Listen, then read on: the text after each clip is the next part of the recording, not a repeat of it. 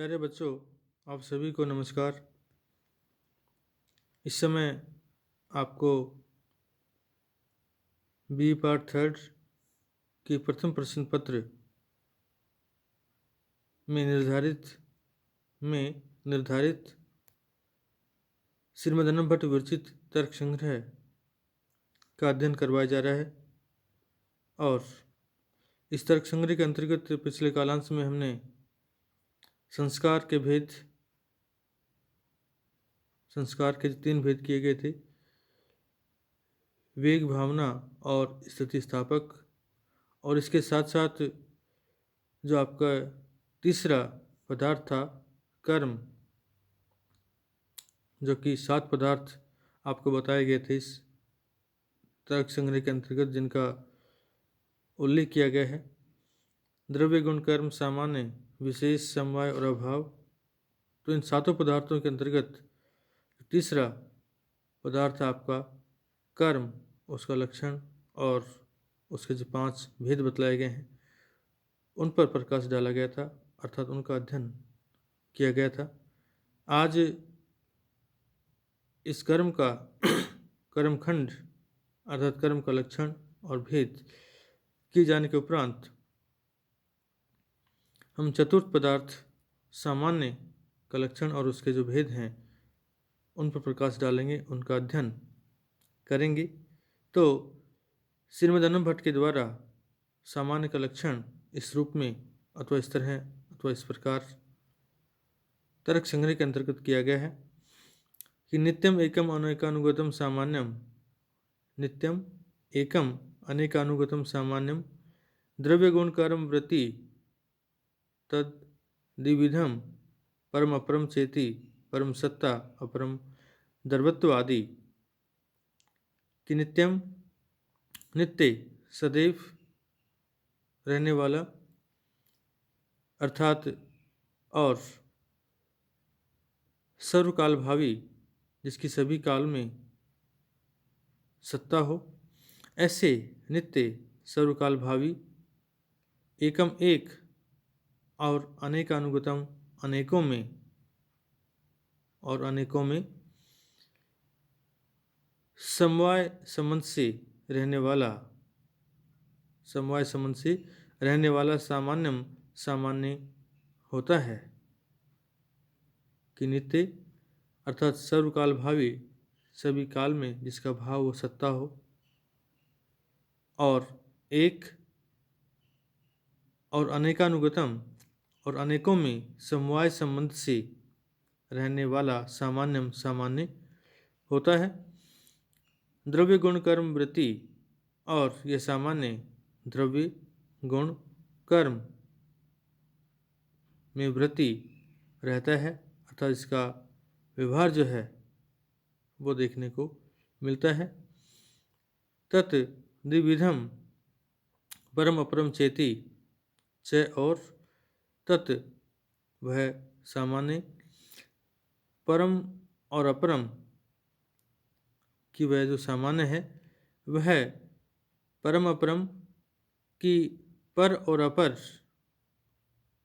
के भेद से द्विविधम इति इस प्रकार द्विविधम 2 प्रकार का होता है, या उसके पर और अपर 2 भेद होते हैं: परम सत्ता अपरम द्रव्यत्व आदि।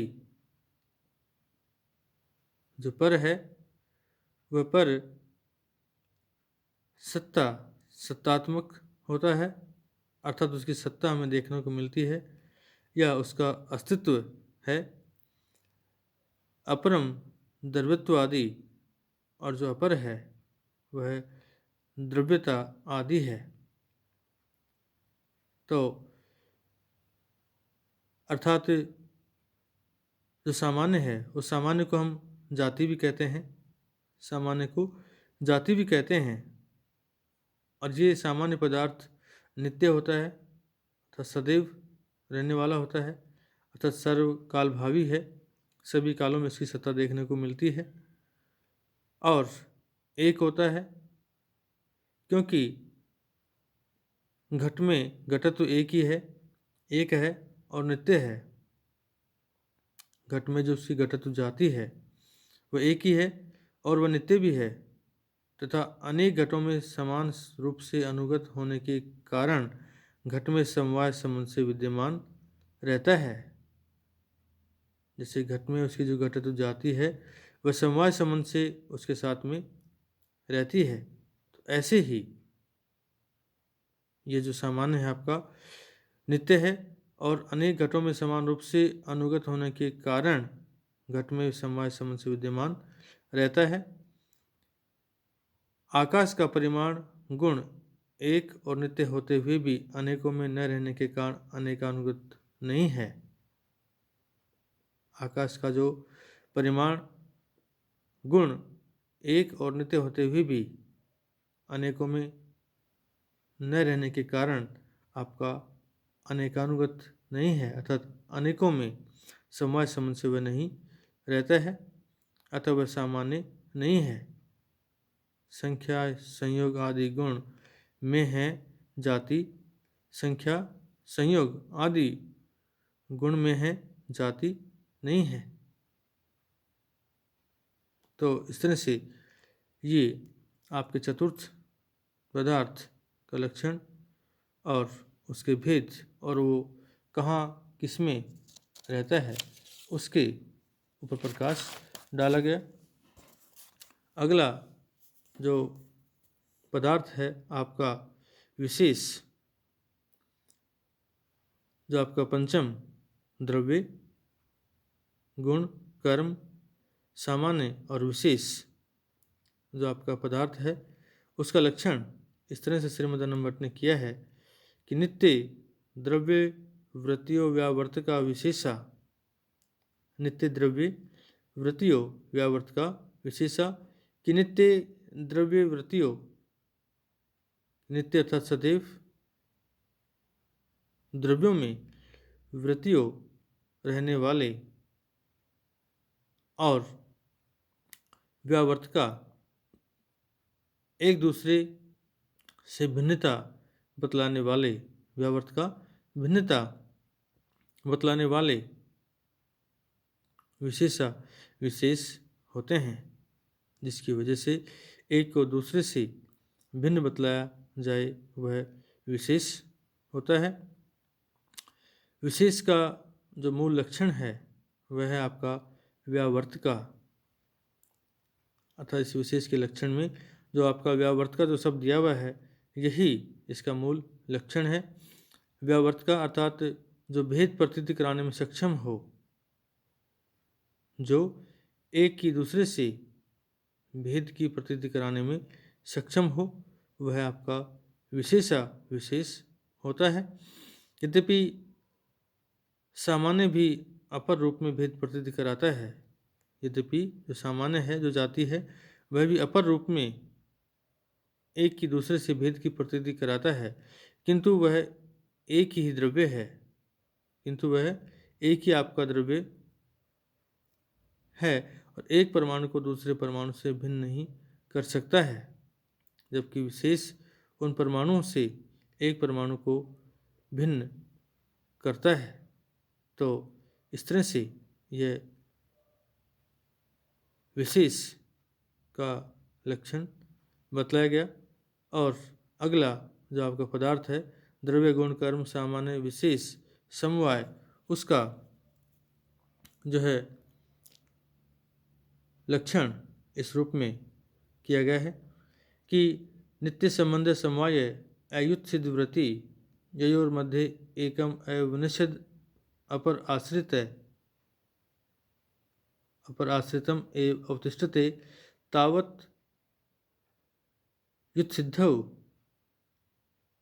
यथा अवयव अवयुनौ गुण गुणिनौ क्रिया क्रियावंतौ जाति व्यक्ति विशेष नित्य द्रव्य चेति,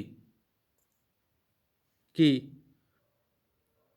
नित्य संबंध समवाय, जो समवाय है वह नित्य संबंध है, नित्य संबंध होता है, अर्थात नित्य संबंध को ही समवाय कहते हैं या समवाय नित्य संबंध होता है। और वह अयुत सिद्ध वृत्ति